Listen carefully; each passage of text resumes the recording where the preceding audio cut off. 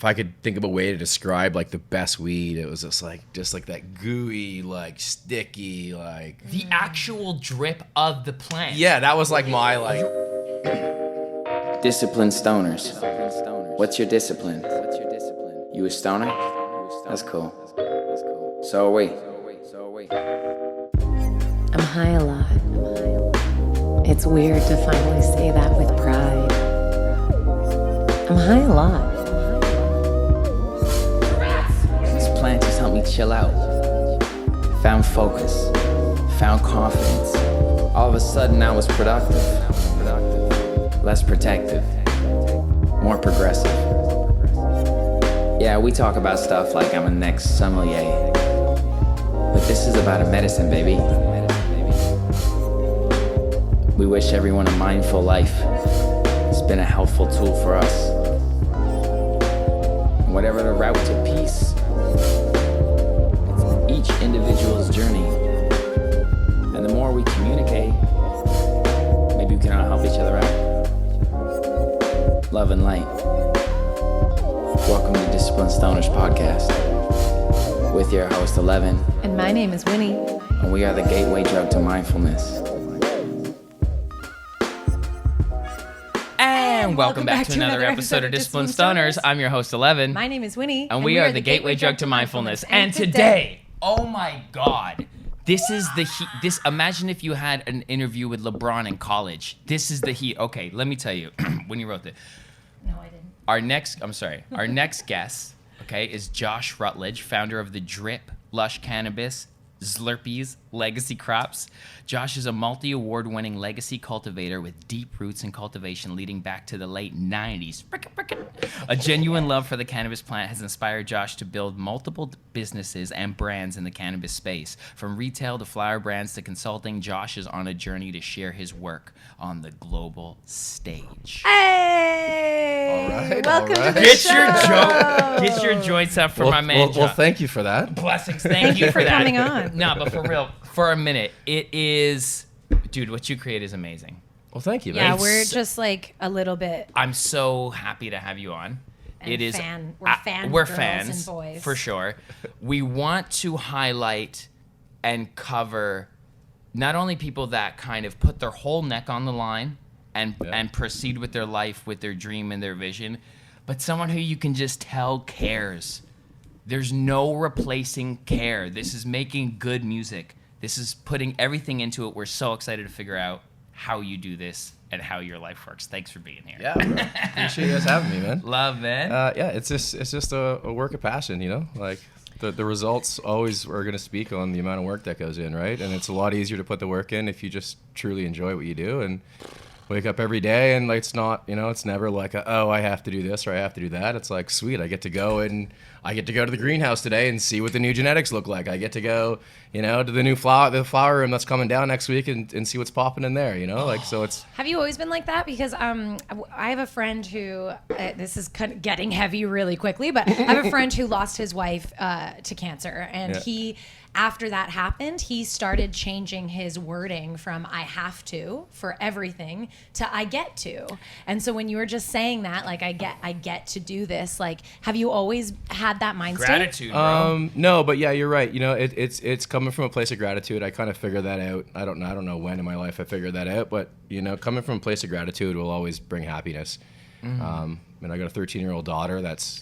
You got to think a 13-year-old girl in today's world, you know, like they need some guidance probably on, you know, what it means to be happy and what it means, you know, to kind of get through what they go through as a kid in today's social media world, right? And it's like the biggest advice I give her is that, you know, at the end of the day, if you can find ways to be happy and be grateful for the things that, you know, you have in your life, doesn't matter what else is going on, right? You know, like you could look at it from two points of view and one of them is going to make you happy and one of them is going to make you unhappy. So take your pick. It's up to you. You know what I mean? Like no one else can do it for you. So simple. Yeah. So, and that's Learning that at a young literally age what it is, right? that's so invaluable. I think like if you can carry that with you throughout your young adulthood, like you're on a good trajectory. I think that you are the calmest person of a 13-year-old girl I've ever met. I feel like if I was a dad, my girl's 13, I'd be like on edge all the time. Yeah. But No, she's a good kid. She's a good kid. So you know what? She's that's beautiful. you know, she helps around the house. You know. You gotta try this. I will try all of What this. do you got? You got the frosted gas cake? We got the frosted Yeah. gas cake. So what, you rolled the frosted Yeah, gas I cake? did. Oh, so I'm rolling the... I don't know You what. got the cartel candy. Oh my gosh. Which I also love because you gave me a little, Okay. not a little nug. It was actually quite big. Okay. That kind. No, yeah, I know. This conversation can go We're so many dialing different in, like, directions, and we're just a bit 1,000%. excited right now. Yeah. So, but I do go ahead. No, wanna you say- obviously go I do. I want to know your like first moments with weed, like when. Oh, your okay. first bit So of first moments relationship. with weed. It started. I was 12 years old. Oh, okay. There's this giant fucking massive music festival close to where I live. I grew up around stock cars, race go-karts, all this stuff. So, hey, so Oh you my like? God, It's crazy. bro. It's perfect. Like we will get into this. Like we got to update, but please keep going. Just So they had this giant concert festival called Eden Fest, and it was like a one-off because everybody burnt the place down. Like the promoter left with the money. Like all kinds of crazy stuff happened. But it was like I think it was like 200,000 people at this event. Like it was bananas, right? And if you lived within a certain radius of the track and where the event was, you got free tickets. Oh, Right. sick. So obviously, like, you know, all this, the homies at 12, right? I guess that's what we were. I don't know if we were homies at 12, but the homies at 12, right? We're like running around this festival, and our parents are there somewhere, but like we're in a crowd of 200,000 people. We're body surfing. We're like doing all the things you shouldn't do when you're 12, right? Fuck yeah. So that was the first experience to smoke weed that day for the first time. And to be quite honest with you, I don't really remember. I think I was so stimulated with the whole, like, you know, so it's hard to say like whether like it was the cannabis or like the energy or like the first time being 12 in a massive music festival with no like one looking over your shoulder, seeing what you're up to, like, you know. So it was like, I don't know, but like it was a good experience, you know. It was definitely a good experience. And then after that, I didn't smoke for quite a while. I don't think, like, it was kind of just one of those like in the moment, like we're here, we're doing this, you know, like, yes, let's take it to the next level and smoke some pot, you know, like, right? So you had a romantic experience. Yes, 100%. So that's like, that definitely plays a part, I think, into the emotional compartmentalizing of the substance. Yeah. But you said you didn't smoke for than a few years. Yeah, I don't remember after that really smoking much. Like after that, like I had a lot going on in my life. I was playing like high level hockey. You were. Yeah. So That's so sick. so before I got in I'll tell you guys this backstory after. But before I got in the cannabis space, Discipline. I did. I was a sports training coach. So anyway, so there was a few years where like I don't remember really smoking much after that. And then it was like the high school years. Once you get to high school, then it's kind of just like, you It's know, high school. that's for a it. reason. That's it. Everything goes out the window. And then like I think like it was like I was probably 14 when I started like occasionally smoking again. You know, like me, my best friend, who's actually like my right hand guy in the garden now, still to this day. We've been best friends since we were like 5 or 6, right? Let's go. Yeah. So there's also a cool backstory to that too, of the whole growing side of things. But we would go. There's this park up the road, and we made this stupid bong called Bong Holio. Yeah. Do you have Shout out B&B. And it wasn't a bong. It was like this. It was like the green. You know, remember the big green alien Slurpee containers you get from like Max? I don't know. It was probably Becker's then. Yes. Right. So it was like this big giant green plastic Holy alien. shit. And then we didn't know it wasn't a bong. Like we made a pipe actually, but we thought it was a bong at the time, The right? thing where the straw came up. Yeah. Yes, So totally. we melted a bowl in there, and so we would go to the park. Right. There's me, my best friend who lived across the road, and then like our other like homie that would live like, you know, a couple roads over. We'd meet there at the park and just go get blasted. Yeah. And just smoke. And then the one guy would always like bug out and be like, eat the ashes. And he'd just be like, guys. Eat the He'd ash. eat the ashes out of the bowl. And I didn't know that was a bad idea then. Oh my god. I was like, I didn't know that was a thing ever. yeah. So like, I don't know. I never tried it. And I was like, that's gross, dude. But It's not. He would do it. He would do it. Okay. So he would eat the ashes and then he's like, nice, good. And then I don't know. That was like my first that first part of my life where I was like genuinely enjoyed just getting blasted out of my fucking mind. Yeah, you know, like bong hits as a teen. it's sitting in the dark in this park and like seeing like a light from a light tower way off in the way from like a radio tower and be like, oh, I wonder how long it would take to walk there. Yes. Like do you want to try? We never tried, but Yeah. it was always like, oh, I wonder what's over there. A simple dimension. Yeah. You're like welcoming your brain into, operating with like a really focused pace. Cannabis takes you to like a new place in your cognitive experience here as a human. That's around the age, right? Like you're becoming an individual kind of like as a teenager and you start to like see the world differently. It's a common answer for people who have fallen deeply to contribute so well to the cannabis culture and industry. It's usually it starts early. Yeah, right around the teens. I tried weed for the first time around 12 and didn't fuck with it like for a while. And then we fell in love with it when we were like 20, 21. Yeah. But did you accept being a stoner? I mean, yeah, I think I embodied the whole. You didn't neglect it. You're like, no, like because our house ended up being the spot, right? Your mom was cool. My mom smoked too, right? Yes! So Shout out, Mom. That's So really, that's where that's where probably the basis of like the whole cultivation side of things started was because Mom was fucking dope and. Yes. We actually went to jail together, like you and Mom. Yeah, dude.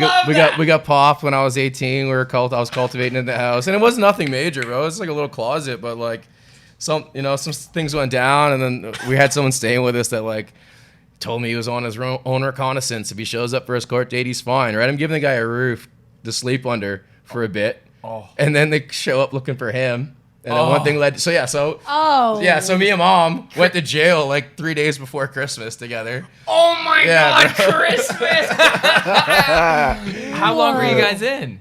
We just like I think we got bail the next day or something, like so we didn't spend the holidays in there or nothing. But like in jail with Mom for dude, and I've never been in trouble before, right? Like I was smoking and like moving packs and stuff, but I never gotten shit for anything. So that was my first experience, and it was like fucking 20 squad cars and like K9 unit and all this shit raiding your house. And I'm like, that's traumatizing. What the fuck, man? What year was that? Was that the 90s or the 2000s? No, it would have been 2001 or 2, I think. That's pretty gangsta, yeah. But also, like, you're just being real about it. You're like, I just enjoy cannabis. Like, I'm moving this flower. I'm embracing this flower and growing this plant. It really shouldn't be illegal. But that's funny that you were doing a kind thing, helping out a criminal associate. I've definitely had many of them, too. I know about having to keep that distance. Yeah. Oh, man. That sucked. I learned my lesson. But... Yeah. Were you allowed to stay together in jail? You know what? You and Mom? We were separate, like, in the jail, and then, like... I think when we went to go do the bail hearings, we were like in the next cell to each other, but like for the night that we spent there, we were like separate. Yeah, I was beside this like. I hate that. Yeah, it sucked. Like, I just felt guilty as shit. I'm like, fuck, I got my mom in jail. Eh? Like, what the fuck, bro? I got my mom. How did I get my mom in jail? Shit, you know? Like, usually you're scared because you're going to get out of jail and your mom's going to get yeah. You're like, I brought her with me. Yeah. I was like, fuck, what the fuck is going on right now? Hard shout out, Mom. Hard shout out, Mom. Wow. So to this day, that's true. That's deep. Mom still helps. All our pheno hunting, our first rounds of our pheno hunts are done in a greenhouse with automated light depth and automated irrigation in Mom's backyard. Oh! Fuck yeah. The truth comes out. Mom's really the mastermind. We need to get her on the podcast. Thank you for sharing that. It makes a lot of sense that you have this maternal connection and love. This is a female plant, no? This is a mom. We are celebrating moms. We are. I'm. Bless that energy. Yeah. That's why it's so dense and full of like vibrating, joyful love. That's what it feels like. What is Oh fuck! I want to get into the technics, but sorry, this story is amazing. I know you are a fucking superhero of weed. Yeah, we could go so many places. My brain wanted to just share the joint. Share the joint, and talk to you about like what your favorite cultivars are and what your experience or not experience, but like how you pheno hunt Process. Okay. Yeah. what your process is, just because of what That's where you're I was coming going up to. with. Yeah. Like, It's crazy. also another thing I may mention about your weed, which is like might be like too deep for some consumers, but I pay a lot of attention to the stems, like what's going on with this, how attached the weed is to it. It's like every bud of yours has this beautiful little song of like it's fresh and like dense and connected enough and crystallized enough that it wants to stay on the root, but it seems so flush so well that there's like a healthy amount of life still in the stem, but like it's like willing to part. Mm-hmm. Yeah, honestly, that's like what we shoot for. We want that dry process to be slow enough that plant can kind of keep its integrity, right? And then the perfect moisture level for us is like when I have to work to break it, but when I break it, it makes the snap noise. Oh, that's it. Like, you know what I mean? Like if it doesn't make the snap noise, it's not dry enough yet. And if I don't have to work to break it, then it's too dry. Oh, cool. Right? That I've is never heard it like such a- that. Because this has been, I mean, listen, I could go on forever how your weed is like walking through Holt Renfrew. Like it stimulates my senses and takes me places, and you can tell that there's like It literally such care could with be it. fragrance. But like, but the techniques and the fun, because I often don't experience weed that gets both the function and the smell, because we've gotten some really great opportunities to receive some super cool buds, and either it looks great, it smells great, and you break it up and it burns black. What the fuck? Yeah. Or this fucking stem is all. It It's too won't wet break still. and shit. Too wet still, yeah. And I'm like, and I find that as a mixer, as a music producer, it's hard to mix too. It's basically like your mixing process, because the seeds are done, the strain is decided, your lights and everything, but it's like a patience thing.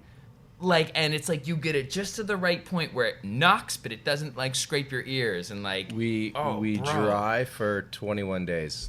That's 3 That's- weeks. That's the secret. That's the money. So everybody knows. Dry your weed for 3 weeks. Just make sure your parameters are good. And no, I won't tell you the parameters that we dry yet. Fair enough, bro. You gotta keep some Yeah. sauce. I'm not telling my But no, compressor. that's do it. the That's work. it. You're right. Be patient. You know what I mean? Give it the time to get to where it needs to be. And a lot of people like ask if we cure. We don't cure.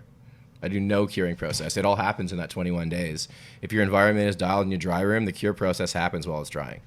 Can I ask a question? I don't actually know what it means to cure. So basically, when most people talk about curing, it's some kind of like jarring, or they put it in some kind of like bucket, or I know some of the bigger scale guys do it in 55-gallon drums. And then basically like every day they'll burp it. So they'll like a gas exchange happen every day, let in a fresh amount of oxygen. In the jar, right? Most people just every day you burp it, right? There's some products in the market now. I don't really know how well they work, but that claim that you can just leave them in there and it's kind of like self-burping. So we store in those. I don't know if most of our stuff doesn't store very long, obviously. Remember when we went on the Simply Yes, I Bare do, facility yeah. in the green That's boxes? all clicking. Yeah. So when you burp it and there's an exchange of gas, what does that do to the product? To be quite honest with you, I haven't really educated myself completely deeply in the process of curing, just because I was always on the mentality if you grow it right and you dry it right, you don't need to put it in a jar for 6 months. You know what I mean? That was my thing. I was like, I don't know, my weed smokes really good after I dig it off the stem, so I don't, Don't solve a problem you don't have. It's some kind, and I know like terpene profile will change as well over time. You go from like having distinct terpenes, like separated terpenes, to kind of have more of like a blended kind of all around profile. When you cure for a long time in a jar, it'll definitely change the profile a little bit, but Like as opposed to you being able to read the lemony notes and then the gas. The Yeah. longer you leave it, it will just smell like a lemon gas. it gets its own kind of like blended kind of profile that comes together as one, which some people like. It's like sauce too. When you make a sauce, like it's true. You're like, oh, there's like the onions sitting on the tomatoes, but if you leave it for It's like ready. a You night leave it or long two, enough. you're like, oh, it's all fucking that's warm. it. And then it just becomes its own flavor, its own one thing, right? So I think that's the premise behind the cure process. But to me, it's more just, as long as you dry properly, you don't have issues with chlorophyll being trapped in the flower, and then Can you talk about that? Because it tastes green sometimes. yeah. It So like tastes if too green. for anybody that dries their flower too quickly, because if you harvest your plant still healthy, which we try to do, you know, it's still producing chlorophyll right until the day you cut it, the minute you cut it, right? So it's not like when you cut it that just disappears, right? So the plant has to use up that chlorophyll that's stored, right? It has to use it. It has to use it's it. like sugar in the body. It has to process it, right? It has to actually use the chlorophyll up, or else you'll get that, like, I kind of get it like, it's kind of like a hay kind of. It's like grass. It's like green. Yeah, like, and it tastes it's like a tree. Like yeah. So that's usually where that comes from. Is just, you know, too quick of a dry. The chlorophyll gets trapped, and then once it's trapped, that's when I think the curing process really helps. Is you'll get rid of that over time. But yeah, we just make sure that we don't do that, and then we don't have to worry about it. It very much is like dealing with a woman. You gotta be patient, can't rush it. Or at least with me specifically. the woman I've experienced. That's beautiful. But yeah, that's thank you for that. So yeah, let's You talk about explain your it so pheno simply. hunts. Sorry to cut you off, but No, you we can can- tell he's a master because he talks about it simply. I do a lot of writing and reading in like the mindful awareness, law of attraction, manifestation space. Yep. And like there's a saying of like you're not a master until you can explain something simply. That's true, yeah, because you're just like it's a feel instead of like I read it in a book and trying to regurgitate it. My guy. Yeah, it's like a feel. Yeah, you just can. Yeah, it's easy. It's We're easier all to express about it feelings when here. you feel it than when you like. Expression. Yeah. That's it. So you literally do feel guided by a process or a larger vision, like you're an instrument rather than just like trying to make. Like you're Yeah, I not think like, so. like making, forcing. You're like, oh, I'm part of this process. And I'm going to. I never really looked at it that way, but You're I guess, harmonizing with nature. I guess, yeah, you're, like in a way, because like all the decisions you make in a grow room, you know, through the process is like, for us, a lot of it's data based, right? We use a lot of data tracking to make our decisions, but at the end of the day, that's the science aspect of it. But at the end of the day, there's an art to understanding like how to manipulate things, right? They're just points of frequency. That's right. For you to get some kind of gauge on what's happening, it's up to you to decide what you want to happen. Yes. Right. Like so, you break through the data. Like when I'm mixing a song, I know that your vocals right now that you're talking in like 1K area of frequency, and I'm speaking maybe like 1.5, and you're speaking 2.5. And it's like if I want to pull yours down, if I want to hear less of her, if it's too loud, I can pull that frequency down. And you're right. So I'm looking through it into a vision of what needs to happen, but you're utilizing data. Yeah, you need the data to make the decisions, but then it's up to you. Like it's up to you to being good at your craft to like So get you're that an result artist. from the data. Yeah, I think it's a mix of like science and you have to understand the plant. You have to understand the processes that happen in a plant, right? But at the same time, like you need to be creative. You need to be creative in how you get to your end process, right? Like early on, cultivating for me, it was just like, how can we get to the end of the run without fucking it up? Dude. You know what I mean? Like without having issues, right? And then as you like learn and you get better and you take some time, right? And then eventually it becomes like, okay, like I can confidently get to the end of a run clean, no issues, no pests, no. How long did that take? That part. Oh, I don't know, dude. Long time. Yeah. Long time, dude. You gotta suck, man. Oh yeah, dude. No, You gotta suck for a while, yeah, bro. it's not easy. It's not, it's not something you just like. Why did you care to get through that part? Because I love to grow weed, I guess. I don't know. You love it. And I'm the type of person that like I thoroughly enjoy problem solving. Oh. Do you know what I mean? Like that excites me. Like it doesn't Efficiency, bro. Doesn't have to be like, it could be in anything, right? I just enjoy like the process of like coming up with a solution to a problem and then like executing it and then getting the satisfaction of like, fuck yeah, that worked. You know, like so. One of the most beautiful things in the world. Yeah, One of the like best feelings. to me, like I thoroughly enjoy that, and I feel like cultivation is that, like over and over and over and over and over. You know, like you And get through a run and then guess what? There's another one. You know what I mean? Like it's not like you did a good one and then you quit. Like you did a good one, and then it's like, okay, what can I do differently now to make that one better? You know? It's evergreen. Yeah. That's what makes it so beautiful, and like that you will continue to learn. Like my best case scenario is in 5 years, I look at my shit now and I'm like, that's whack. Like, but I think right now when I'm putting out is fire. Like you're just 100%. Like, you better. Oh, it's brave, bro. It's brave. Yeah, that's I think that's the process of being good at anything, though, right? You know, like fail enough times that you learn enough lessons that you become good. You know? Yeah. Now, Winnie, I know you were going to get into strains, right? You're going to ask some strains. I think like that conversation really lends itself really well to that because of the strain choices you choose and you create like some shit I've never heard of. and I like to consider myself a bit of a geek, but like you gave us something that we've talked about on the podcast since, where it's the only time I call it heard, obviously, you know, where I'm synesthesically connected, but we've smelled earthy and like cotton candy chunky in a donkey hay, like in the best way. Like I'm talking about the most richest earth, like super earthy profile, like a traditional Kush kind of profile, And then right next to the county fair cotton candy stand, I don't understand. So I'm sorry. I know I went on a bit of a rip there. I know you're gonna ask about strains, but I wanted to leave you off there because we can just go from there in terms of like how you're creating, and if you'd like to share your process. I mean, like, I don't know. We don't breed anything for resale, right? So there's a big difference between like our processes and someone that's breeding for the purpose of selling a genetic or seed stock, right? Because like you're an artist dropping hits, not a songwriter writing songs. That's right. Like I'm simply looking for fucking unicorns. Like that's all. My only end goal is to find something that's fucking crazy. So if that means that like 3/4 of the seed stock herm, and they show intersex traits and they're not viable for commercial production, I don't really care. Because I only need one. You know what I mean? I only need to hit that one home run. He's not even stressed out. He's not even stressed out about it. Like, it's not ideal, right? But like, but fuck it, fuck them. But like, so saying that, like, for someone that sells their seed stock and sells their genetics, like, I feel like they have a moral obligation to their consumer to make sure that it's tested well and that you're not going to, you know, because a lot of people don't grow commercially at scale. They're home growers and they rely on that for their meds, and they want, you know, like they're expecting that to get a certain result, right?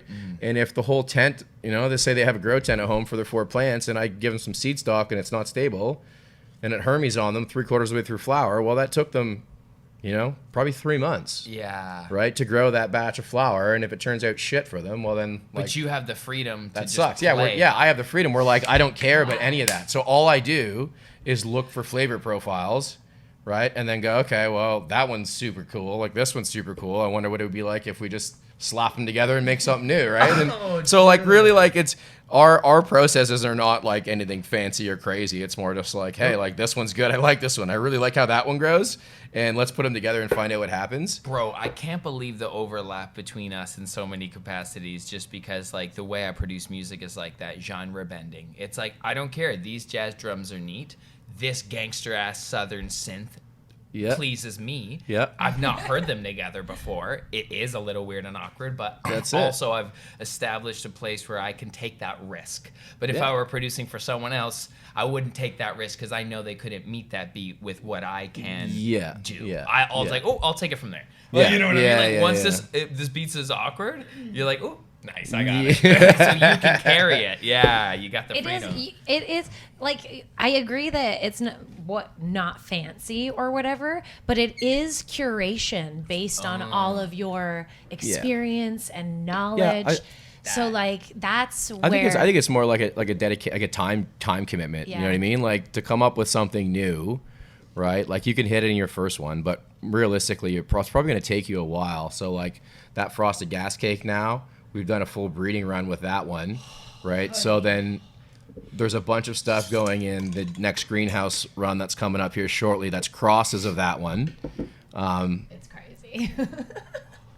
It's a pretty special profile. The mom of that one is frosted fruitcake, and it came from my good friend Jim at Sacred Cut Seed Co. Bro, that's the type of mom that would go to jail with you. Yeah. That's the most gangster-loving mom you can ever have. Already inside joke.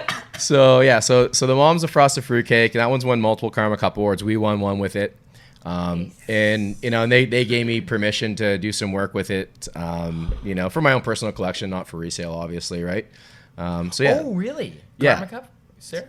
So the mom for that genetic came from the guys at Sacred Cut, right? So and they just gave me the permission to go ahead, work with it, do what you want to do with it. And I just told them I'm not going to sell.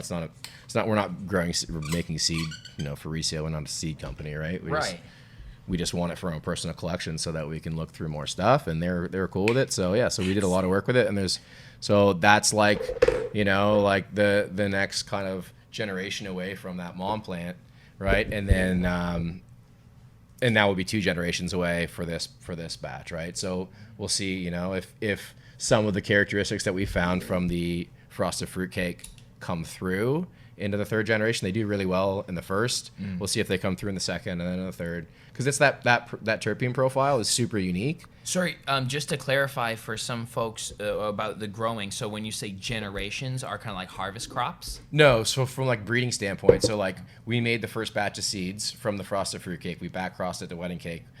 That was one of the results. From 70 seeds, we found that one. Back crossed it meaning so using like, a strain you already had so, stable. so a back cross is basically like, so the original cross of frosted fruitcake is wedding cake crossed to Fruity Pebble OG, and then you times it again to wedding cake. So you're back. So it's like it's like 70 or 66% wedding cake at this point, or no more, 75% wedding cake at this point, right?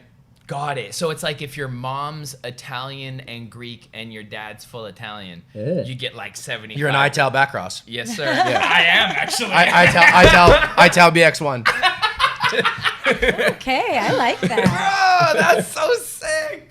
If you ever change your name, that's ITAL BX1 11, aka ITAL BX1. I want to hear a verse with that in there at some point. Yes, absolutely. Shout out to the drip ITAL BX1. That'll happen immediately. Like tomorrow. Yeah. That's amazing.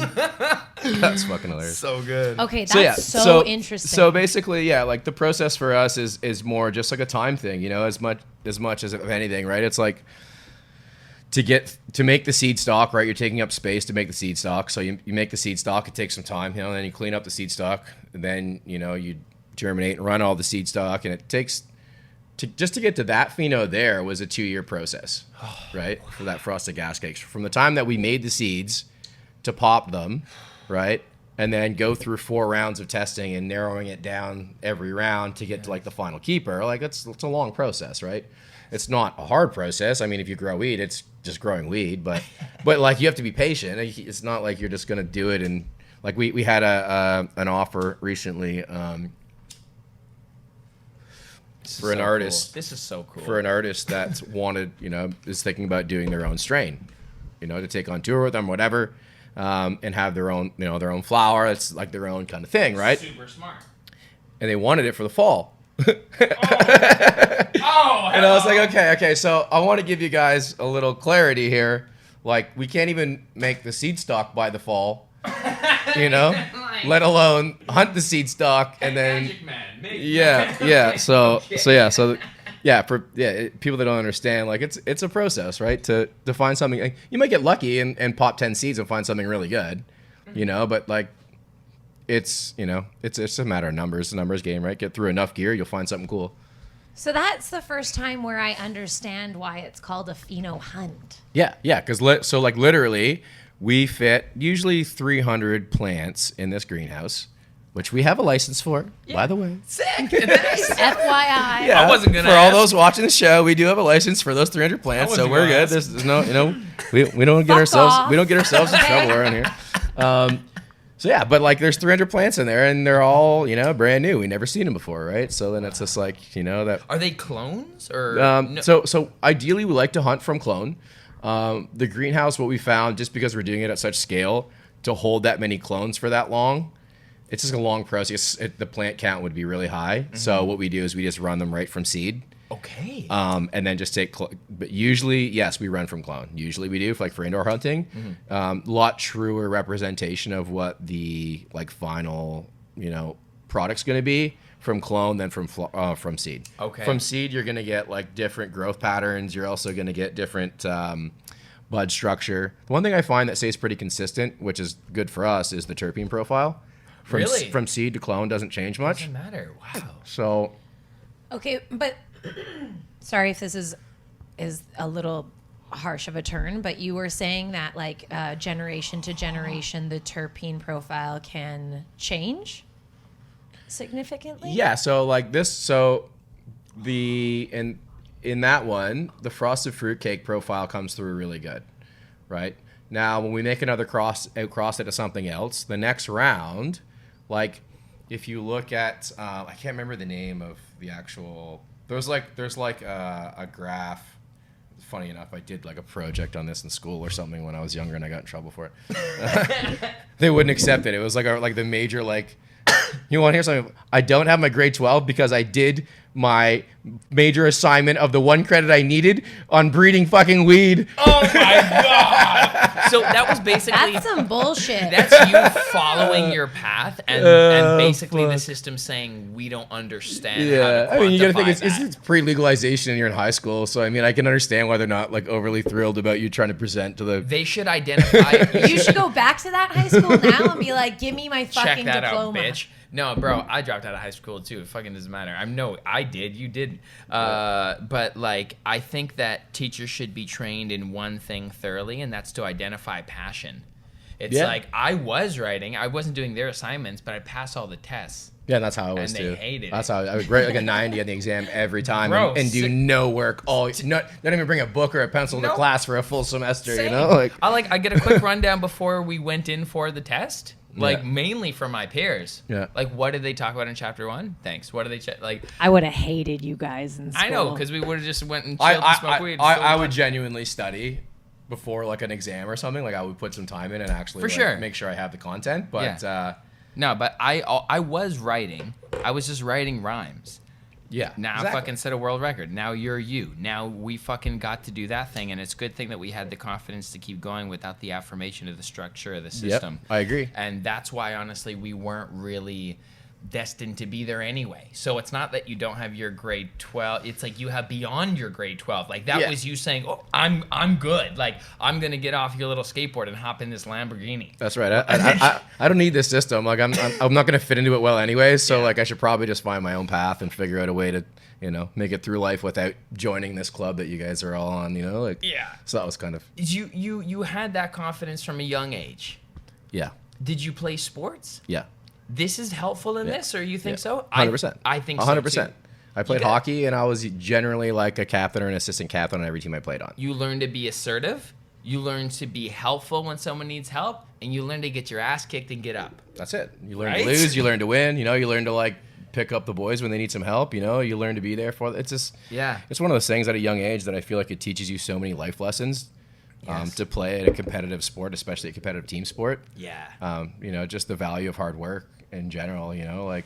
Yeah, and that shit, like, if your boys who I fucked around with hockey, more like a ball hockey, like on rollerblades. We played at this lacrosse box, so much fun. My dad played a lot of ice hockey. Yeah. I played it a couple times, but not too much. But I was a quarterback in football, and that's the thing. I could tell if this tight end was training when we weren't at practice. I call it rehearsal now.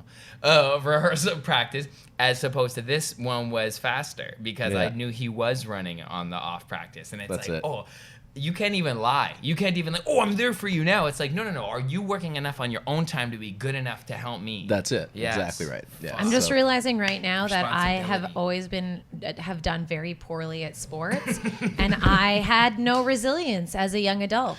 I had none. That's a very interesting correlation. Like I think for kids, not all kids are meant to play competitive sports, and that's just the reality of it, right? Some people it's just not for them, and they don't want to do it, right? Like that. But I think for kids, it doesn't matter what it is, but having something that like you're willing to dedicate your time to and work towards, and like commit to a schedule and do all the things that it takes to play a competitive sport, right? But it could be whatever, it could be music, it could be anything, right? Yeah. But to have like the discipline and like to learn at a young age, exactly right.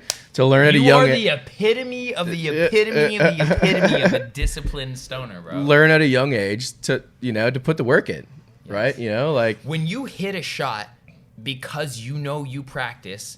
Like I was nice with the wrist shot. Like I'd win money at the box. Like older guys would be like $20 whoever hits a crossbar from halfway. Yeah. I'm like, give me the ball. yeah. Top. Which corner? Which corner? Yeah. Like no problem. Like wrist shot, nice. Slap shot, no way. Yeah. Slap shot, couldn't Yeah. control Yeah. it. Like no way. But I practiced that. I remember practicing that. Like I practice singing and shit now. Whatever I'm not that good at, I try to practice the most of, right? Yeah. And it's that result. It's that like, it's a magical thing where you realize I can focus on this and make like some of the great, like I can be part of a conversation of like I don't know. I guess it's self-worth kind of building, isn't it? Because this whole conversation leads back to having the confidence to choose your own path. It's like, I can do something through a medium or through a craft that can put me in a conversation of like, great. Yeah. Or it's accomplished or something. It's super cool. And like, yeah. I didn't really get into it much earlier, but so my other business, I trained hockey players. You trained hockey players? I was a skating coach. I was like a power skating like specialist, right? Let's go. So like core strength. I always Sorry. Once upon a time. Yeah. But yeah, like I always like, use the example like it's not by fluke when I see my students that have made the NHL. It's not by fluke. Like I could tell you at an early age, like if anybody had a chance, it was them. Yeah. Because they were the first on, the last off, right? Like, you know what I mean? Like they're when everybody's done, they're coming to ask me an extra question when all the kids are trying to get off the ice. Like they're coming to ask me like, hey, when we were working on this, could you explain that part to me more? You know what I mean? Because they just want it so bad. They knew how to tune into guidance too. Yeah. That's another streak of genius. You can shove your ego aside to be like, can you help me get a little bit better? Yeah, like 100%. If this can make me 1% better to flush my ego down, like I'll take it. That's kind of how I address growing too, right? Like we get, you get high praise, but to me, it's some people I feel like they're just like, oh, this is how I do it. You know what I mean? Yeah. This is the way, and this is how I do it. Like this is how I do it now. That's how I look at it. You know what I mean? But like that doesn't mean that this is how I'm like. I don't think it's the best. Oh, I hope it's not. I think it's pretty good, but like I'm always like trying to find something. You know, I'm always trying to find something that's going to change it, improve it, like make the process easier, more efficient, whatever it is. But like it's never just like, oh yeah, we got it. Wow. You know? Yeah. I love that. We talk about that in the risky way of life never being enough. So you have to have that, but always like there's always going to be more. Like some of the most unhappiest people I've ever met were very rich. Yeah. So there's always more. So it's like you got to have that. You have this beautiful balance of wanting more to make it better. You're like leading edge for consciousness. You're pleasing consciousness so much by exploring and trying and adjusting and embracing and expressing. But also you have this peaceful center that maybe isn't so attached to a result. Like, can you talk like, cause seriously, like always, you nailed it on the head right there. Like, you nailed it on the head. How though? Like, because I'm working on that. Like, as an individual, as a person, I'm like, I admire that. I don't know if it's like you just fucking go through so many struggles in your life that eventually you're just like, this is it. This is fucking my life. You know what I mean? So like, you never like, you never get the reality of like, oh wait a minute, like I might actually win. You know what I mean? You know, like. It's just like, you're just always grinding. You know what I mean? You just accept it. Yeah, and you never like really get to the point where it's just like, I feel like there's people that do get to that point, and then like, and sometimes they change as people when they get to that point. Yeah. Right? You know what I mean? They become different people because like, they get past that like hump, and it's like, okay, I made it. Yeah. I got through. But in the same sense too, for like you were saying, some of the richest people are not happy. Yeah. Like, what do you do once you've achieved all those things? Do you know what I mean? Like what drives you at that point? When you lose your passion, then now what? What are you gonna do in life? It's like so. That's why they're sad. So I feel like after you've won and there's nothing left, it's like now what? You gotta die. We had this conversation the other day because like I was talking to a guy and he was talking about building brands, and like he had a friend that built a good brand, and it got a lot of traction pretty quickly. He got a pretty good offer and he exited. Oh. And then I said to her, I was like, what if like the scenario came up, like let's say the end of the year, like we just get the ball rolling, and the end of the year someone makes like an offer for, I don't know, whatever, $100 million. No, it wasn't. That's That's what I think it's worth. I will be representing your next. that one is a pretty easier answer. But what if it was like a couple $1 million, like $2, $3, $4, $5 million, like, like. No, what makes it worth it? And like, if you asked me like 10 years ago, if someone offered me $5 million for something to walk away, like I'm like, are you stupid? Yeah. Yeah, are you dumb? But you know what I mean? you have the sauce and the ability to go do it again yourself. Yeah, that's part of it too, right? So we talked about. I was like, well, what are the rules that I can never do it again? They don't own you in perpetuity. Or is it just like I have to launch a new brand? If it's just I love to launch a new brand, then like it's a much easier decision. If it's like you can never do this again, like ooh, you want to play. Yeah, like you're here to play. Yeah, like I enjoy the game. Like I thoroughly enjoy it. You know what I mean? Like I don't. And because of that, in 5-10 years, you like it's not. 100 mil. Yeah, that's what I'm saying. $100 million. That's not out of the You know what? question. Though in like 10 years, I don't even know that's really gonna be worth that much.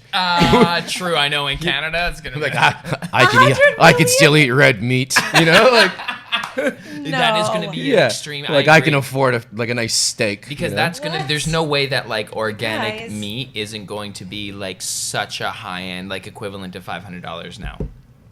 Yeah, I think eventually.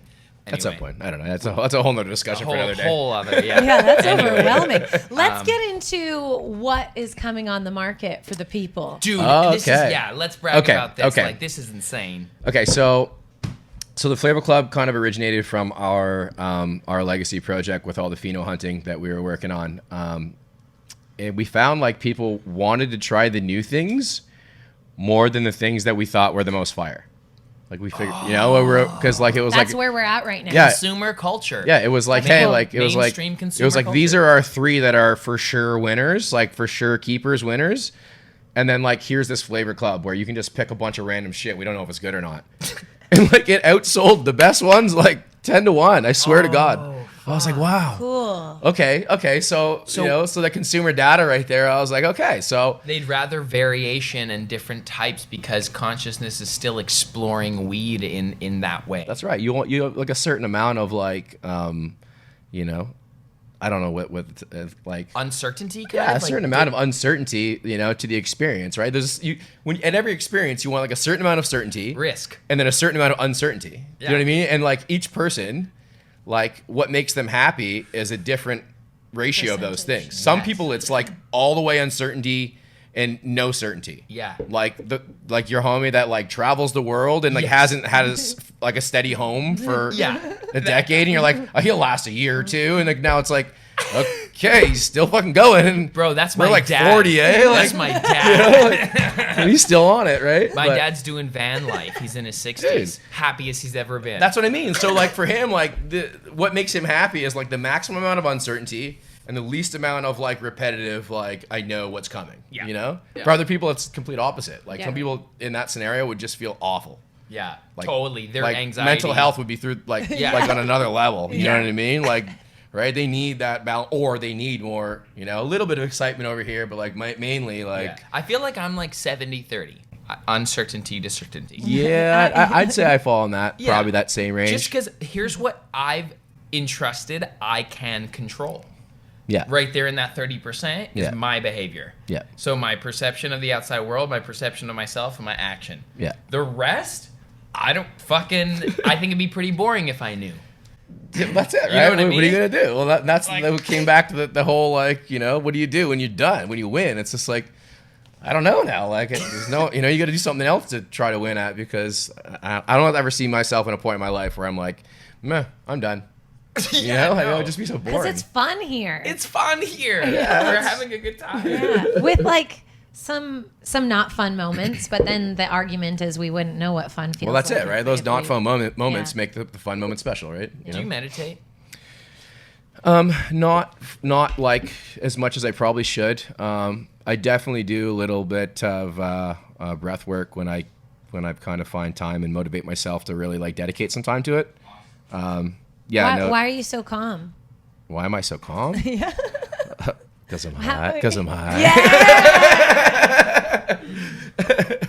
No, I don't know. Like, I dealt with like massive amounts of anxiety at points in my life, to the point where it was crippling, right?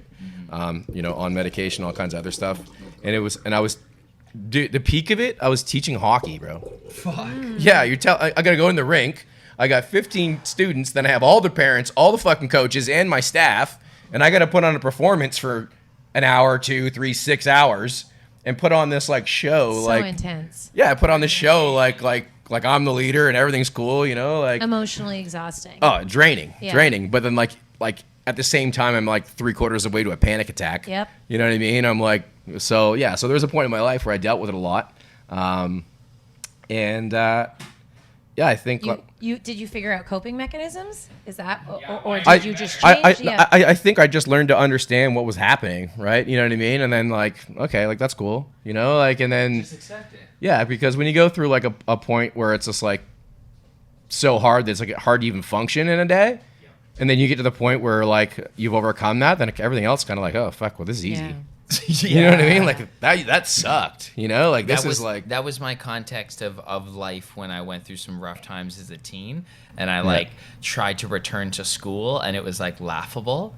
And then like me and mom were homeless like for a bit, and then it was like and I'm like, oh, the real life is actually not that bad.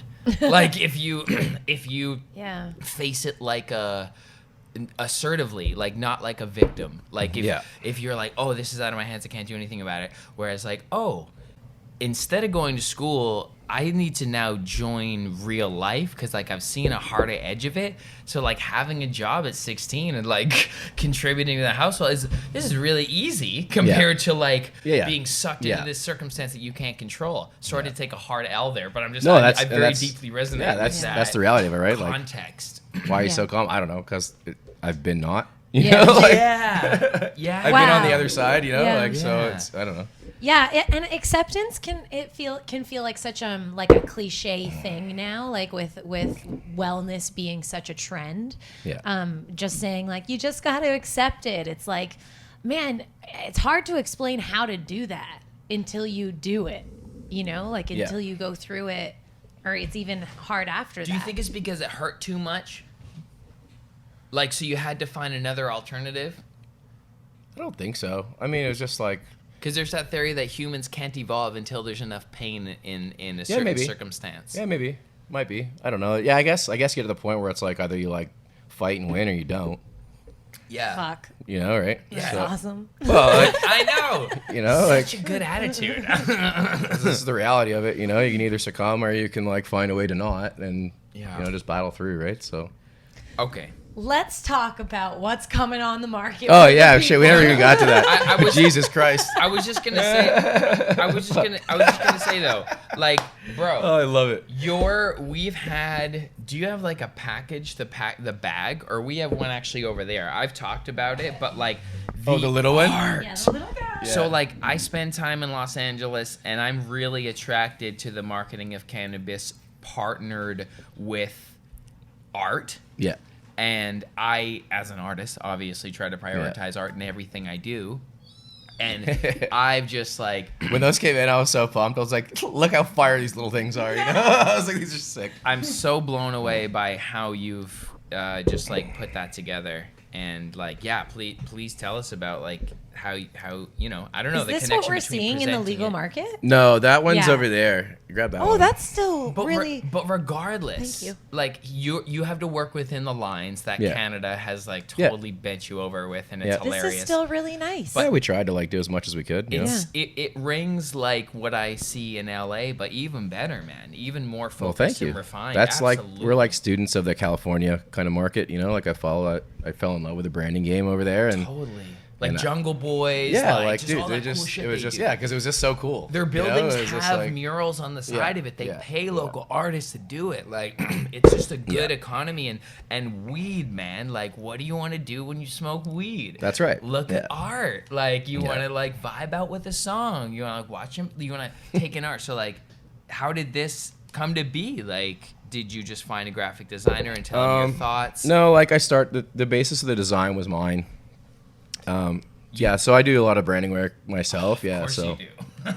so like the basis of that one was my idea. The color scheme was my idea, and then So sexy. and then I had someone like I wasn't completely happy with it. So then I was like, hey, like you want to work with this and see what you can come up with, and so that was the Drip logo came from that one, and then the Flavour Club one was actually very similar to the Drip logo originally, and then I've been working a little bit with actually quite a bit with the guys from Ministry of Sativa, VS1, those guys. They're really good. The yeah. weed that we got from them, it like had a Yeah, wonderful high. the Ministry of Sativa, the new Durban Diesel is fucking really nice. Yeah, it's really nice. Yeah. So anyway, so I was working with them a bit, and then they helped me rework the Flavour Club one. Nice. So yeah, I love the drip. It's like your name is obviously there, but like before you even see that the drip, you know that it's by you, by the Flavour Club. Yeah, well, that was the thing, right? We wanted to bring like that, So back to the story of what's going to market. That Flavour Club was like, okay, well, let's transition that over to the legal space, and then we tried to do a candy and a gas profile, like so we'd have 2 SKUs that were kind of rotated, but they would stay gas or stay candy, and then we only ended up with the 1 SKU to start with. So I was like, okay, well, let's just drop like the candy or the gas thing off the product name, right? And we'll just call it Flavour Club, and then what we're gonna do is rotate every 3 months between. Well, won't be exact 3 months depending on harvest schedule and stuff, but try to rotate between a gas and a candy profile every few months, right? So good. And that way it lets us like kind of keep doing what we like to do, which is just like, chuck pollen around and pheno hunt and find cool shit. It's like a treasure hunt every time. Chuck pollen around? That's the coolest way to say it. Why you talk so cool, bro? The company name is The Drip. Like you are hip hop too. Fuck. You have such hip hop in you. I mean, I guess. I don't know. I enjoy hip hop. Did you listen to hip hop? I listen to hip hop, yeah, growing up and now, yeah. The drip, the sauce, the juice, you got the fire like linguistics. Well, thank you, sir. And the I feel old sometimes when I hear the kids talk now. I'm like, what does that even mean? Yeah. My kid says something like, I just pretend like nod like but really I'm like, I have no clue what you're talking We about. met some 19-year-olds the other week when he was that pissed. didn't know the thong song by Cisco. Because I did the bong song, right? Yeah, The remix. yeah. So it's like, I was like, so it's a remix of the thong song. They're like, the what? I'm like, y'all don't know what the thong song is. And when he's like, hold on, how old are you guys? Yeah, I'm like, yeah, this is yeah. fucking... That's, come on. Yeah. No, so You should know that. There's are you in your 30s? 39. Nice, beautiful. Yeah, we're in our 30s too. It's trippy. I think there's a cutoff of the new gen, and I love the new generation, by the way. Really sweet kids they seem to be, honestly. Like more sensitive, like maybe a little too sensitive sometimes. But I'm not going to voice my opinion on what's going. I mean, it's not any fault of theirs. 13-year-old It's not any fault of theirs. Let's say that. Yeah. You know what I mean? Like it's what they're exposed to. So yeah, true. Yeah. True. But I'm pretty passionate about that. But we're not going to talk about it because Okay. it's a pretty heavy conversation, I think. To have. Oh, word. Yeah, I mean, hey, it's a safe place to have it. But I think what I was gonna say is there's a cutoff between like the linguistics of like new school and what we'd consider ourselves an old school now, but Yeah. it's not old school. It's like present school almost. Yeah. And the line was swag. The line was the invention of the word swag and the usage of it. We got bling bling, right? Then swag happened, and I was a little apprehensive when younger folks started to say swag.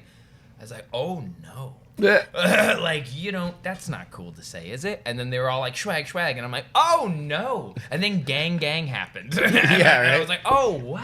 I still don't really know what that means. I was like, I know. I'm like, what do you mean? Are you talking about your homies? Like, I don't know what. Like, is it a cheer? Is this like a reference for us? Are you saying gang? Like, we are of the same gang? And I mean, I just want to say for the record, I'm not gang affiliated. There was a time where it was a risk to say that. So, like, don't say that. Like, don't admit that. Yeah. Remember Yeah. Dave Chappelle? Gang member. But the drip, I think, existed like just before that. I think for me, I started like to understand and comprehend that. What does that mean to you now in this context for people who may not come from ebonics or hip hop? To me now, I mean, from a brand standpoint, it was just like if I could think of a way to describe like the best weed, it was just like that gooey, like sticky, like The actual drip of the plant. yeah, that was like my like. You're functionally saying because it is like that. Yeah, it's just like so sticky and gooey, and it's just like like if I was gonna draw like a super like fire like sticky gooey bud, and I was gonna draw it from an artistic standpoint, like I feel like I would make sure something's dripping off of it. Oh. You know what I mean? Because it's just like so like It's the smell. yeah, like the smell, the flavor, the like You're an artist, texture, bro. You're expressing. yeah, I guess. Yeah. I try. Oh man, that's so cool. The drip. I love it so much. It feels very hip hop and is presented in a hip hop context, I feel. So I'm behind it 111%. So is this is the first one that we can expect the gas or the candy? That one's gonna be a gas one. Good call. Good call. It's heavy on the gas side. Smokes like heavy OG, like heavy indica effects. Underserved. Gas I think so. I think the thing with the gas. Here's the problem. A lot of the gas, like the true gases, like you look at like all the pinks and stuff like that, they don't test very good. Like they'll slap you, but they don't hit numbers on COAs, right? So that's why you don't see a lot of really good ones in the market. That's why we gotta get out of that weird THC They stay shopping. on the legacy side a lot because that's where they have value. Like, you know what I mean? Like a really good like Gastro or something. Yeah, like a really good cut, of that, and the legacy is still getting a big price point, per unit, right? Where it just doesn't work. It's not viable in the legal market, right? So there's not a lot of good OG gassy kind of profiles, right? So that's weird. So because usually not all of them, like some of them test, but like no, because I'd actually love to hear your perspective on this conversation. The way that terps and THC play different roles in the cannabis, and sometimes it's your body responding to the terps, but in the legal market there's a lot of THC shopping. I find this conversation to be like misunderstood a little bit, and like would love to hear your perspective on that, the harmony between terps and THC and testing and shopping for THC and shit like that. Because we own retail too, right? So we see consumer behavior, and it's just like it's so often that they come in and it's like, what's your highest THC? And it's just like, literally, like it's just like a pre-programmed question that they're gonna ask it everywhere they go, right? So, and as a retailer, it's not my job to tell them that that's not what they want. Like I'll inform people that I think are open to having a conversation. Right. Yeah. Right. But like if you come in and that's what you want, like as a retailer, like my job is to provide you with the thing that makes you feel like you got the best value. Right. So that's such a good, mature, great response. So it's just it's like if that's what you want, then I'll make sure that you leave getting the thing that you came. But if they're open to a conversation, obviously you want the question of, hey, what's the best flower you have? Like that's a way nicer question than like what's your highest THC. Yeah. Right. But I just think that some people just don't know to ask that way. And I find like a lot of it's like more like the older generation of smokers that were kind of like, didn't really get exposed to like having such a selection of like different flavors and profiles and like know what you're smoking all the time, and they, they just want the effect more. Yeah. You know what I mean? So it's like we're like a newer generation of smoker, I think, like is looking for something more than just getting high. Yeah. Right? They're looking for a different like sensory experience. They're tuning in more, I think, to like the holistic, almost medicinal purposes of it. I feel like the younger folks, whereas even my dad, like just like the headbangers, old school, like and he's like it's like Kush. Everything he's like it's like Kush. It's like they're all everything's crossed. It's like Kush. Oh, cool. What's the retail experience been like for you? Because she started as a GM in a retail. Okay, cool. space. Yeah, so that was my first, my first like entrance into anything retail related. So it was like a pretty steep learning curve. For sure. Yeah. Same with the owners of 1922 and when she opened the store with him. It's like so much learning. Holy fuck. it's and they pretty were so steep. tough on you guys with like and all the regs and stuff like that. Luckily we had like our partner on our retails. He had a lot of experience in retail, both cannabis and non-cannabis. Nice. Kind of was heavily involved in the indigenous market, which is actually kind of where we met. Cool. So we had like we didn't do it solo. You know what I mean? Like if we had to do it solo, like it would have been a different experience, I think, because there's so much. Like, if you've never done anything retail ever, like what is a float? You know what I mean? Like, how would you know? Like there's How so would you much know? that like you'd have to have someone teach you, right? Like you wouldn't. It'd be a mess, right? So. Did you guys start with a security guard in the store? No security guard, but I always wanted to I always seen like pictures in like Cali where there's a guy with like AR-15 or something, like, I've gone in some of those like, shops. wow, like this shit's serious. Yeah. I was just high walking around one day and I walked into downtown LA like it was a parking lot of one of the weed shops, and I didn't make it like 30 seconds walking through that parking lot towards the back of their store before they had like a security guard out there like, what are you doing? Because lots of them still dealing cash. Like it's a weird like legacy thing, right? That's true. So they have that's what it is. Yeah, so there's like a risk like that. But it's been what's just Lush? Yeah, Lush Cannabis. Yeah. Okay. Yeah, so we got a store in Peterborough, a store in Cabin. You guys have a store in Peterborough? Bro, that's why when you told me, but didn't you see me in the comments? Be like, bro, we missed it. Oh my like, God. what the hell? I did not tune would have into that. brought I the let whole you know. staff and everybody, man. We missed- Would have had a party. Well, I was like, God damn it. Because you mentioned it before, but then I didn't get the date exactly. Right? And I was like, hey, make sure you tell me, and I'll like bring a bunch of people that, It was still a fun night. You know, it was a fun night. There was some weird energy, honestly, around it for me. So my head maybe wasn't in the game. So Okay. we'll have to do another We'll do another situation. Peterborough, And yeah. maybe we'll just have it in the name of Lush. All right, let's do it. Get Lushy. It was really cool. I did understand that it's an underserved area. Like in terms of like entertainment like that, like it was I was happy to be there. Like, you know, it was cool. I feel like people who did make it out like did appreciate the unique show. Yeah. But yeah, it's part of the thugging it out stage for us too, having a live event series, which we've evolved a live event to Discipline Stoners Live, because it's so like Zell sponsored that one to help take care of the venue fee and stuff. Like, you know what I mean? Like, it's like I couldn't do this live show series without the cannabis community, I feel sometimes. So I'm like, you know what? I'm going to give it all. Yeah. Like, it's like, so we're kind of exclusively going down that route, because in our old partnership, there was talks of even like cutting the cannabis, like going another route and going more mainstream. And I'm like, okay, no, I got to go entirely the other direction. Yeah. So interesting. So fucking, maybe we will have a weed party out There there. There we go. Why not? Yeah, it was beautiful. We went to the Costco out there after we went for a media day, and I said to Wen, I'm like, yo, is it weird that I feel so at home and peaceful here? And she's like, no, this is what happens in your 30s. Like, people move to the suburbs because it feels like, I don't know, like, like it just felt so fucking nice. I felt Easy. like I could have drove. It was, the sun was setting. I just got some short ribs. I'm like, I could just go park over there and barbecue. Like, Dreamy. Do you live in Peterborough? Yeah, we live like just in the cabin right across from our cabin store. Yeah. Let's go. So it worked out, like our landlord for the one store, like they had something come up right across the road, and we had a house at the time. We're like, yeah, let's just go move there.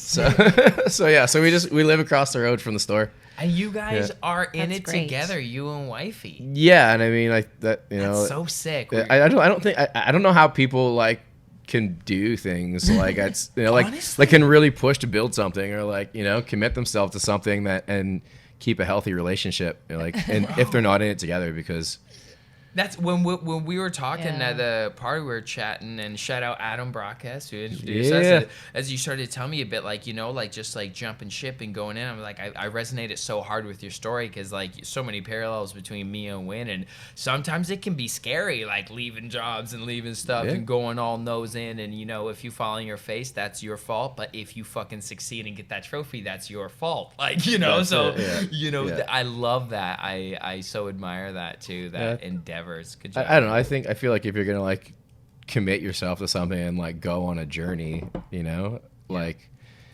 it's in your best interest to have your significant other on that journey with you, you know, so that way the wins are, you know, together, the losses are together, like, you know what I mean? Like Sunday night, it was like 11:30, and we were like getting like stuff ready for our, you know, for our sales team, and it's just like, but we're doing it together. Yeah. You know what I mean? Like 11:30 on a Sunday night, and we're still grinding together, right? Where if it's like, if it was like, you know, if one of us just worked like a 9 to 5, and the other one's still working at 11:30 on a Sunday, and the other one's like, hey, like, are you ever gonna spend any time with me? Like, you know, like all you do is like work. You know, like I've been waiting to hang out for however long, and it just, I don't know, like that's so fucking. It makes it difficult, right? You know, because it's a wearing. Unless you're doing it like yourself, it's hard to like understand.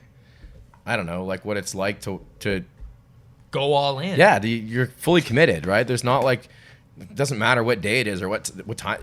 Yeah. None of that matters. It's just like, here's what needs to get done. Yeah. It needs to get done now, and it doesn't matter what day or time it is. Like, you just do it. That's right? so amazing. So for someone that doesn't know that or understand that, like they'll never get it. They'll never understand, like, why don't you just come over here and hang out with me? Yeah. Like, I would love to. You know what I mean? But like, and obviously, like in the scenario where, you know, if she didn't, you know, my lovely wife over here, if she didn't leave the bank, you know, like I would have made time. You know what I mean? Like, but we wouldn't have got to where we got to this quickly. You know what I mean? We wouldn't have nowhere. All hands on deck. Yeah, like because like literally we 4x the time like efficiency. Yeah. You know what I mean? Of course. Like it's either power. half of my time or both of ours together.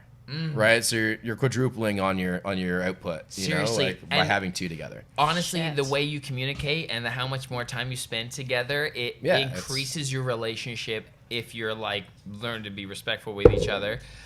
Which you do. Which you do. When you want it to work. And who else knows, who's more tuned into the story of like why we're doing this than someone who's like really locked in it with you? Yeah, 100%. Right. So and I think it's I don't know I appreciate that we have that part of our Totally. relationship because I think it's what keeps us like going and Yeah. keeps everything's always fun. it's always exciting because Yeah. we're grinding on it and who knows what's going to happen next. Do you right? ever? So Do you ever?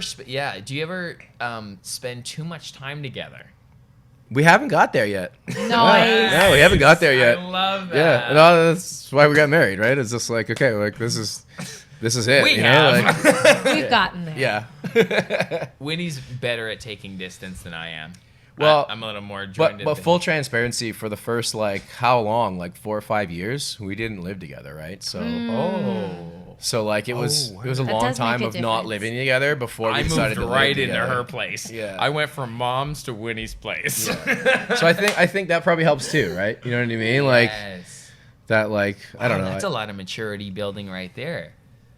Like having, so you had your own places for 4 years while you were in a relationship? Yeah, like we were in separate. Like I was living at home and he had his own. Yeah. place. Okay. Yeah, I think it was a lot of quick growth, and then it just like made us have to communicate. It made you guys communicate more? Yeah. Well, because we're just trying to like. Just pointed towards her a little bit.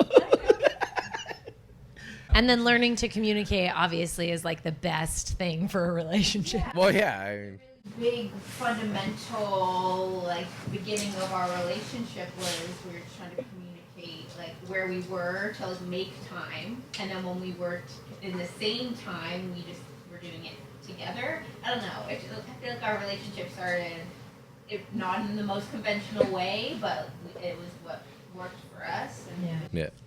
easy. Like, I don't know. It's just hard to explain to somebody else. But I It feel like is. It's like easy, and I don't know. Easy, but like yeah, everything has challenges. I think that's like also in a long-term relationship, like people we were at this thing called Parks and Sesh. Yeah. And I had treated myself to lunch, like a pretty fancy lunch.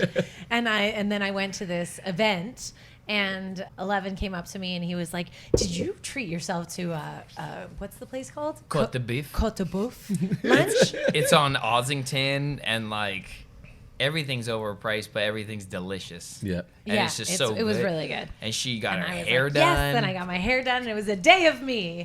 And he was, I was talking to two of my girlfriends, and he was so thrilled for me. He was just like so excited that I did that. And then he left. fun. He moved on. And then the women were like, that's fucking magical. Like just like looking at that. And I was like, thank you so much. And I acknowledge that, but it is the amount of work we've done around communication that allows this to 100%. exist at all. Yeah, that's you know? exactly right. Yeah. There are some hard conversations though, for sure, when it comes to like taking space and stuff. Like, do you ever do other things? Like, do you hang out with friends or anything?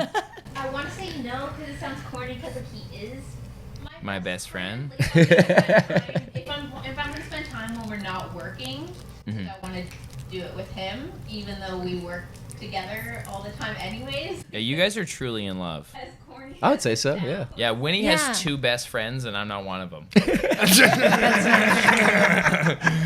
I think that you and I spend a lot of time Hey, look. together. Oh, you missed it. Adam was calling. Oh, let's go! He felt his ears burning. Yes, we talked about it. That's funny. So sick. No, hilarious. yeah. Okay, this has been really cool. This has been good. I think You didn't want to say anything about your best friends or anything? I think that we spend a lot of time together. we do. I'm just yeah. fucking with I you. do prioritize friendships though, but not over you.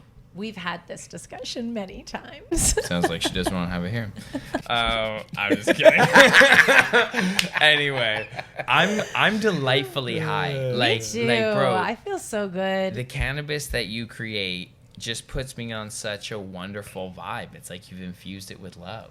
Well, thank you. I would say we probably do. Like, of all the people I know that grow, like, we're in the top percentile of people that, like, genuinely love to do it. So, Do you talk to the plants?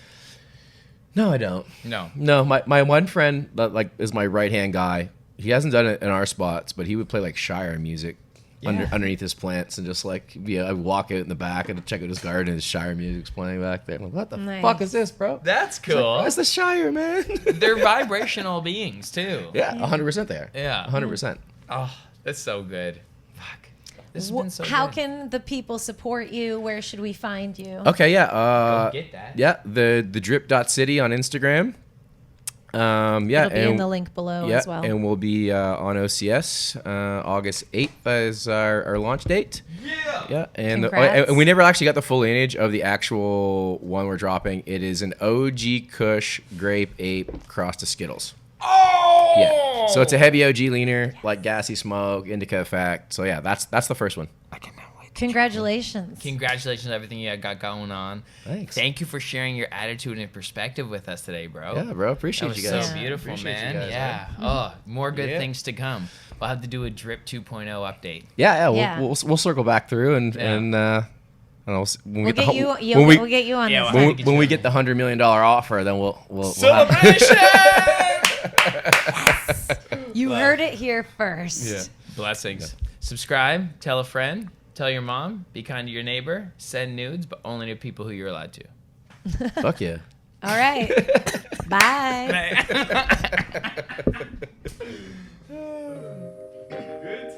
Disciplined stoners. What's your discipline? You a stoner? That's cool. So are we. I'm high a lot. It's weird to finally say that with pride. I'm high a lot. Being high has helped me with my anxiety. It's helped my social skills. Well, it's helped me feel okay about my shitty social skills. It doesn't make my social skills better, but it sure does make sitting in that awkward moment in a social interaction a lot more bearable. You know, that moment where no one in the group has anything left to say, and you desperately want to yell at all of them, just say something. Being high makes that hilarious and not torture. Yo. It's Ellevan from Anger Town. This plant just helped me chill out. Found focus. Found confidence. All of a sudden I was productive. Less protective. More progressive. Yeah, we talk about stuff like I'm a next sommelier. But this is about a medicine, baby. We wish everyone a mindful life. It's been a helpful tool for us. Whatever the route to peace, it's each individual's journey. And the more we communicate, maybe we can all help each other out. Love and light. Welcome to Disciplined Stoners Podcast with your host Ellevan, And my name is Winnie. and we are the gateway drug to mindfulness. And that's Ralph. Bro, what you know about it? Couple levels up when I move and I go. One day we're going to do a collage of all the times, like, a brilliant person just said, like, it's medicine. Cannabis is a gift from Mother Earth. Cannabis helped to heal me. Those natural medicines that we use to help to heal us. And of course, they have this euphoric effect, or can. It's an alternate natural way of healing. And I just think it's so beneficial, and there's so many good properties to weed. I mean, that's the only difference in my life is I've added cannabis. The amount I've changed and the way our family has evolved and our relationships with my adult sons and everything, like just all through cannabis. it's been amazing. It's part of my life. Like you said, you really can't separate me and the cannabis plant. I use it medically. Yes. I have fibromyalgia, diagnosed with fibro very, very young, and I use cannabis to treat my fibro very effectively. It was through an event that caused her major anxiety that I got her to take a few puffs. Yeah. And it helped. Yeah. Right? So, you know, from being up here to being able to cope. You know, we've got naturopathic medicine and natural health products that rely on hundreds of years of traditional use. Yes. Which, you know, both cannabis and mushrooms technically fall under. Yes. If you can keep it at that sweet spot and it's in a healthy way, I feel like that's it's medicine. Yeah, I think it's medicine. You have to like check in with your life and be like, medicinal. It felt like it complemented my personality. Yeah. Almost. Good answer. It's okay to use cannabis as their medicine.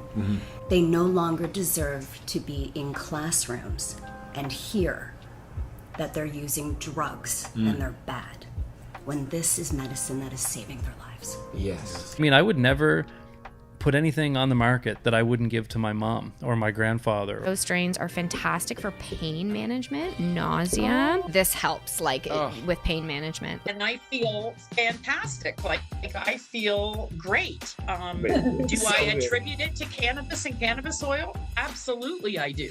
Relationship to cannabis right now is beautiful, growing, most probably everlasting. I think this is medicine. Dude, 120%. I've got ADD, and I'd use cannabis to help kind of focus me in and kind of turn things off. Like, it very much is medicine. It was medicinal for me. It was like taking a medicine because that's how it worked. And I don't know what's happening. We having a threesome in Nova Scotia. 3, 2, 1, and that song. Good night.